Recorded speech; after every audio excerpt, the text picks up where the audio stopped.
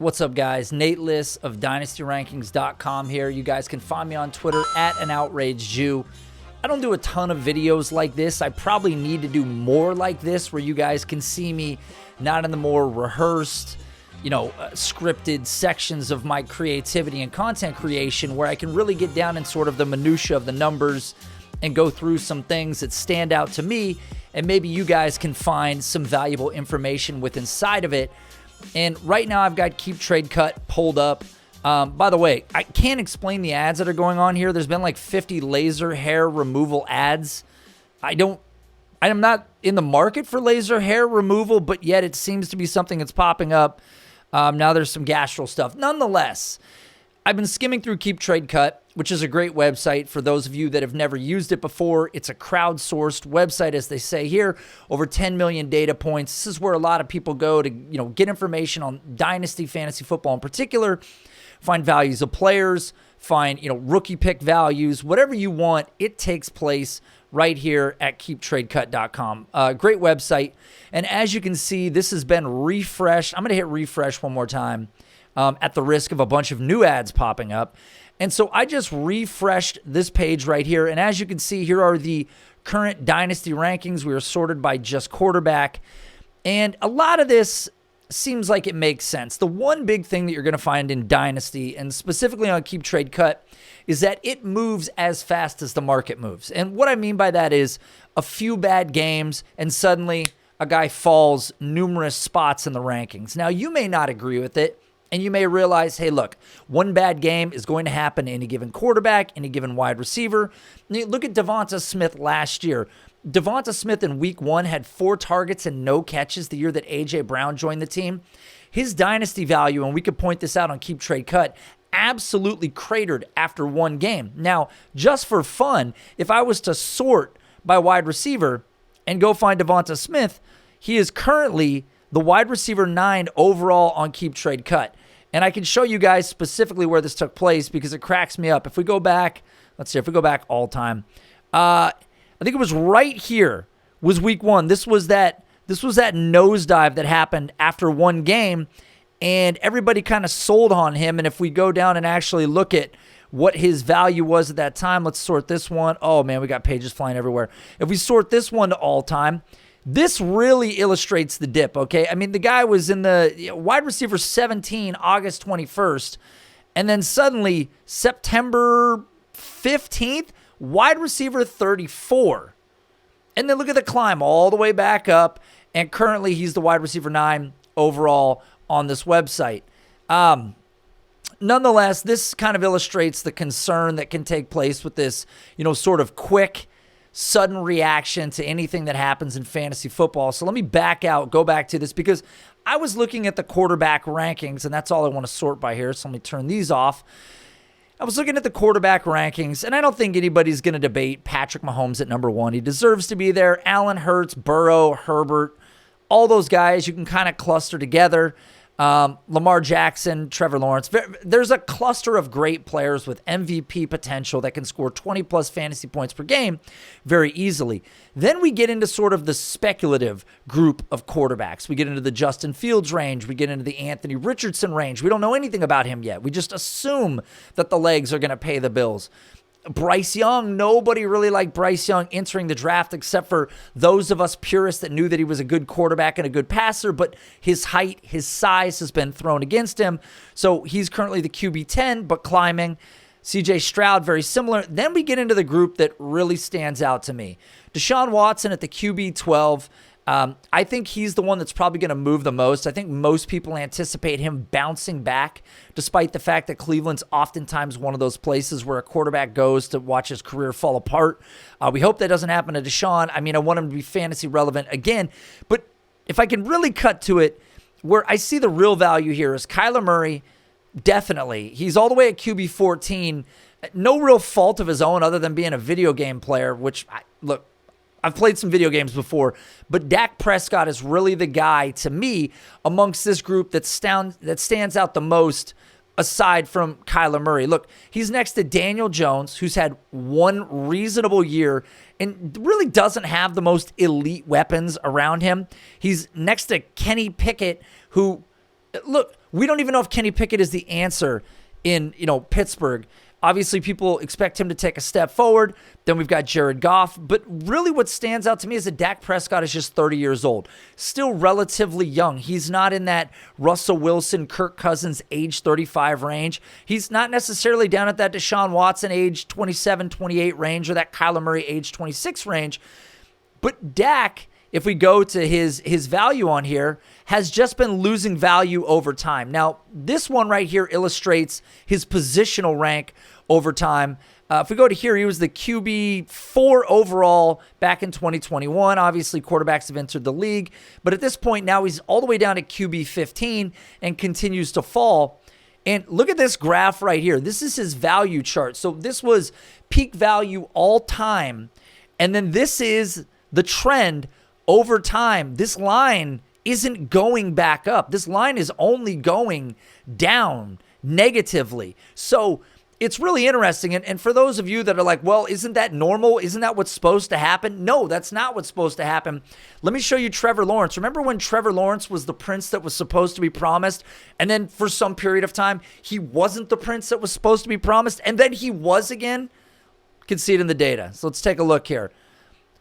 Maybe we're going to see it here if this website will function for me properly. Look at this. This is his all-time value. Trevor Lawrence coming into the league, a top pick, 8,700 points was his value on Keep Trade Cut. Then look at this. Look at this fall. Look at this fall. I mean, he almost crested into the 4,000 point value. I mean, this is bordering on rock bottom, and I can show you guys that are in the 5,100 point value. But look what happens. Look at him climb all the way back up. This doesn't always happen, this rebound of such significance back into this 8,100 value where he's now the QB6, QB7 and climbing. So when I show you the value of Dak Prescott and I show you this dip all time, I'm just telling you this isn't normal. And to me, this is where we look at guys and we go, is he a buy low? Well, for starters, I think he's certainly a buy low because when we look on Our Lads, which is a great website for depth charts, you can see the roster that's put around him. Now, he doesn't have Dalton Schultz this year. We have some changes at the tight end position, but he's got Michael Gallup back and healthy, a player who looked great when he was healthy before. He's got Brandon Cooks, who's a perennial 1,000-yard receiver with every quarterback he has ever played with. And then he gets CeeDee Lamb, who's the consensus dynasty wide receiver 3, wide receiver 4, and probably primed for a 1,400, 1,500-yard receiving season this year. So there's a lot to like, especially with the offensive line around him. Now, we can go to playerprofiler.com, which is one of the best websites around for those of you that don't use it. I would assume most of you do use it. And we can look at Dak's profile. Look at what he's done historically. Obviously, we look at last year, only played 12 games, averaged 17.8 fantasy points per game, ended up the QB 13 overall, I think. Let's take a look here. If we go to overall scoring, Dak Prescott ended up probably a lot lower than that with missed games. Where are you at, Dak? I don't know. This is a lost cause right now, trying to search Dak out of this group. Rather look at points per game. But anyways, if we go back to Dak Prescott, look at his production here, 17.8 fantasy points per game. Prior to that, 3 consecutive seasons of over 20, nearly 21 fantasy points per game. Now, a lot of people are looking back at the raw numbers, throwing shade at Dak Prescott, acting like Dak Prescott is toast, looking at the interception rate, looking at all these things. A lot of people are also forgetting the fact that if we scroll down to the bottom, we can look at his injury history here. And yes, Dak has missed some games throughout his career, but week 1 of 2022, he fractured the thumb on his right hand, missed 5 games. Missed 5 games of the season. We can see it right here. Week 1, he played part of the season, only threw 29 passes. Then Cooper Rush came into the game. From there, he missed 5 consecutive weeks, and he starts to make a comeback. Think about this. He fractures a hand or a finger on his throwing hand, comes back 6 weeks later.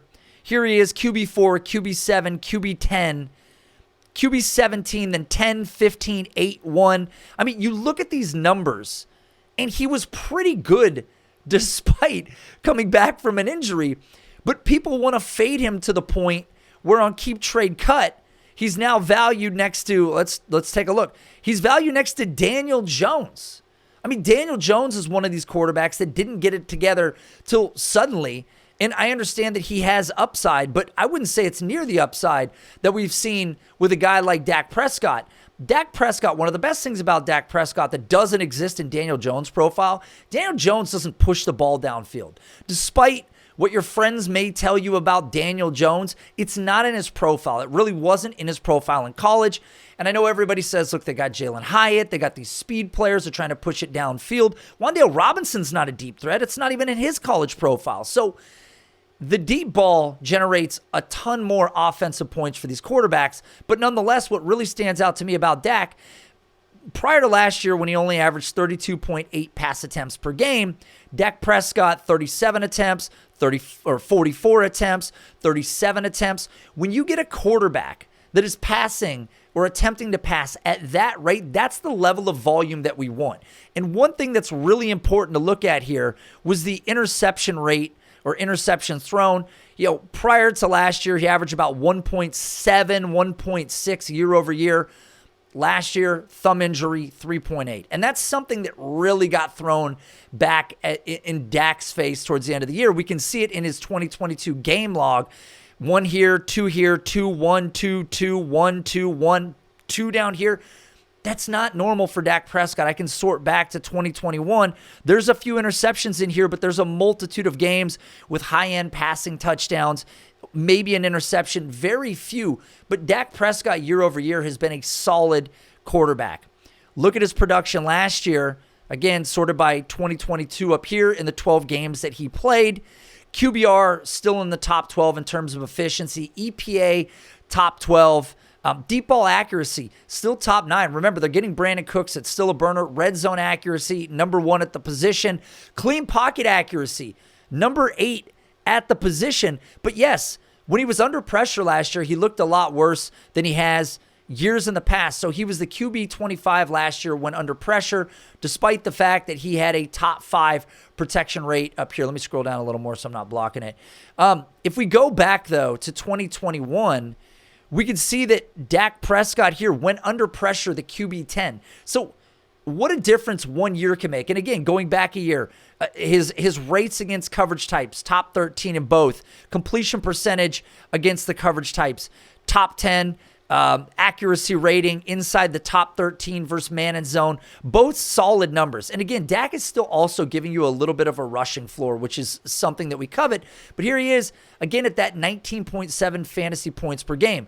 Now, one of the other big changes that's going to take place as we look at this roster is that this is not a team that has Ezekiel Elliott as an anchor, as a clog in this backfield. Okay, Zeke was losing his juice. Tony Pollard was the guy that we were banging the table for, saying this is the guy you need to put in. He's a 3-down back. He's dynamic. He's explosive. He'll open the offense up. That's what Tony Pollard is going to do. And now we don't have Zeke Elliott slowing things down quite as much as before. So I actually think that Tony Pollard is another benefit. Now, when we look at the strength of schedule for 2023, this is over at Sharp Football Analysis. Dallas is right about the middle of strength of schedule. They're a little more on the difficult side than the easy side, but they're about dead center on here. So it's hard to say specifically how many shootouts we end up with Dak next year, but it really doesn't matter because year over year, this has been something that Dak has done at a high level, which has been throw the ball with high volume. Again, here's 2022. Even with the numbers dipped over the last couple weeks of the NFL season, and this is pushing into some playoffs here and stuff, but 39, 30, 35, 41, 37, 33, 37, irrespective of anything, we know that Dak is going to air it out. So when I look at Dak Prescott amongst this group, I look at the changes that Dallas has made. I look at the investments in the offensive weapons. Kellen Moore is gone. That has changed, but as a whole, getting Dak Prescott at the QB 15 at 30 years old, when we're seeing quarterbacks play deeper into their career than we ever have, and especially a quarterback like Dak Prescott, who year over year has also been one of the more accurate quarterbacks in the league. I mean, he hasn't had less than a 65% completion percentage in the last 5 seasons. Even his QBR has been up. His quarterback rating has been above 91 for the last 5 years. He's one of the better quarterbacks in the league. Dallas is a high-volume team. Dallas is going to push the pace. Again, look, pace of play, top 3 last year. Game script, positive for him. Number 6 in the league. So there's a lot to like about Dak. I mean, I could go way, way into the weeds with a lot of these quarterbacks, but what stands out to me, and I made a couple trades for him in Dynasty Leagues this offseason because I do believe in him that much. When I see a chart reflective of the fact that a guy had one off season, literally off, not an off season, but one bad season, got all these new weapons, and is primed to take a step forward this year, I just can't explain the dip. All I know is this is the type of dip that I am buying, and I would encourage you to go and do the exact same thing because I do believe that this year will be a rebound year for Dak Prescott. And again, if we go back and look at what he's done year over year, 17.8 last year in an injury-riddled season with weapons that were injured, with Zeke not playing at his premium. Then he was basically over essentially 21 fantasy points per game from that point on. Again, this is why I said points per game were important. If we look here, 21 fantasy points per game. Davis Webb only played 1 game, so get him out of here. 21 fantasy points per game would have put him right next to Joe Burrow, ahead of Justin Fields. That's a top 5 number. If we go back to 2021, let's sort here. Sort by fantasy points per game. That's still right at there, a top 5, top 6 number amongst this group. Just for the hell of it, let's go back to 2020 to illustrate this point. Points per game, there's a high volume year here. This would have made him a QB1 during this season. But nonetheless, knowing that you essentially have top 7, top 5 fantasy level scoring in a guy with all these weapons and a run game that's going to dynamically change, I can't tell you how excited I am about it. And again, couldn't be more enthusiastic about the prospects of his year this year with a more balanced offense going forward. So I'm going to stand by it. Dak Prescott going to finish as a top 7 fantasy quarterback, and he's going to find himself creeping back into the top 10 of the Dynasty rankings more or less as things begin to shake out. I think that we could see him certainly climb Tua. He could climb Kyler. But again, there's a lot of questions about Kyler with his injury history. How will he look next year? I don't think he should climb Kyler, but he could be right there. Deshaun could fall a little bit. Who knows what happens with these rookies? Otherwise, I think we're looking at the back half of a QB1 ranking. So QB 10 to QB 12 range is very fair for Dak next year, especially as a guy that might just be 31 years old. So again, Dak Prescott, quarterback I love. Guys, check me out on Twitter. Hit like on the video, comment below, give me your thoughts on Dak Prescott, maybe another quarterback that you think is a buy low at value. I know there are other names down here that I would love to dive into, and maybe we'll do that again. And guys, if you like this type of content or some content like this, let me know what you'd like to see. I love doing these deep dives, explaining kind of my mentality behind these players, because I think it drums up new theory for you guys. It helps me work through my takes, why I have players ranked where I have them ranked. And honestly, these videos are a lot more fun sometimes than going over just one specific player. So hit like, comment below. I'll see you guys on another video in the future.